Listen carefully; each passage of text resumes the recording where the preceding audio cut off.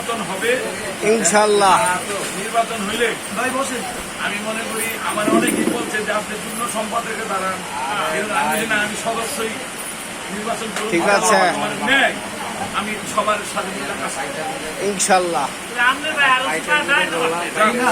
তবে নির্বাচনযোগ্য আর ব্যবসা এলাকার জন্য নির্বাচন দরকার। আর নির্বাচন যদি না হয়, কে যোগ্য কে অযোগ্য এটা বাছাই হয়। আর ভোটেরও তো একটা আনন্দ আছে। আর একটা জিনিস হলো কি, আপনার শোনেন, নির্বাচন যেমন একটা জিনিস,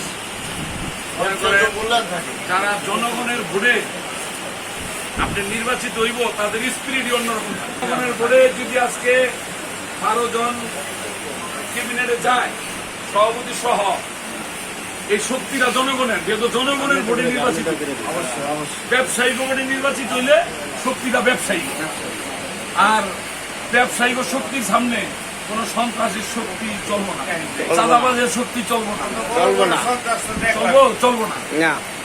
তখন একটা সদস্য কথা কইতে অনেক সাহস করবে যে না, আমি জনগণের ভোটে